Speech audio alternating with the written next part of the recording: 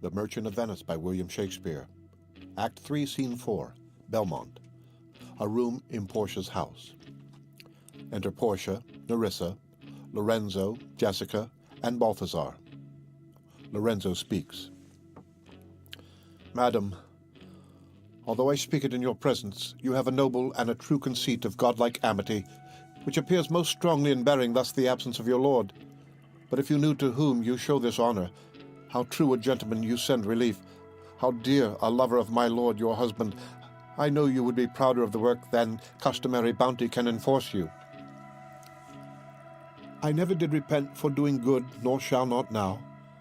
For in companions that do converse and waste the time together, whose souls do bear an equal yoke of love, there must be needs a like proportion of lineaments, of manners, and of spirit, which makes me think that this Antonio, being the bosom lover of my lord, must needs be like my lord.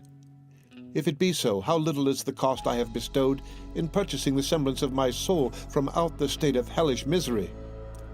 This comes too near the praising of myself, therefore no more of it. Hear other things. Lorenzo, I commit into your hands the husbandry and manage of my house until my lord's return. For mine own part, I have toward heaven breathed a secret vow to live in prayer and contemplation, only attended by Nerissa here until her husband and my lord's return. There is a monastery 2 miles off, and there will we abide. I do desire you not to deny this imposition, the which my love and some necessity now lays upon you. Madam, with all my heart, I shall obey you in all fair commands. My people do already know my mind, and will acknowledge you and Jessica in place of Lord Bassanio and myself, and so farewell till we shall meet again. Fair thoughts and happy hours attend on you. I wish your ladyship all heart's content. I thank you for your wish, and am well pleased to wish it back on you. Fare you well, Jessica. Jessica and Lorenzo exit. Now, Balthazar, as I have ever found thee honest true, so let me find thee still.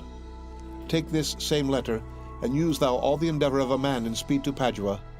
See thou render this into my cousin's hand, Dr. Bellario, and look what notes and garments he doth give thee.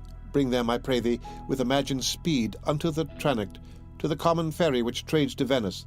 Waste no time in words, but get thee gone. I shall be there before thee. Madam, I go with all convenient speed. Balthazar exits. Come on, Nerissa. I have work in hand that you yet know not of. We'll see our husbands before they think of us. Shall they see us? They shall, Nerissa, but in such a habit that they shall think we are accomplished with that we lack. I'll hold thee any wager when we are both accoutred like young men.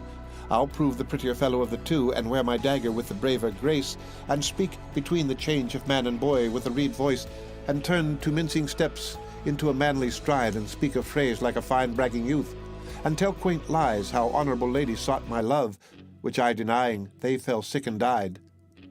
I could not do with all, then I'll repent, and wish for all that I had not killed them.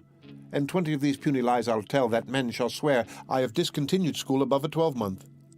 I have within my mind 1,000 wrought tricks of these bragging jacks which I will practice. Why shall we return to men? Fie, what a question's that, if thou wert near a lewd interpreter. But come, I'll tell thee all my whole device when I am in my coach, which stays for us at the park gate, and therefore haste away, for we must measure 20 miles today. They exit.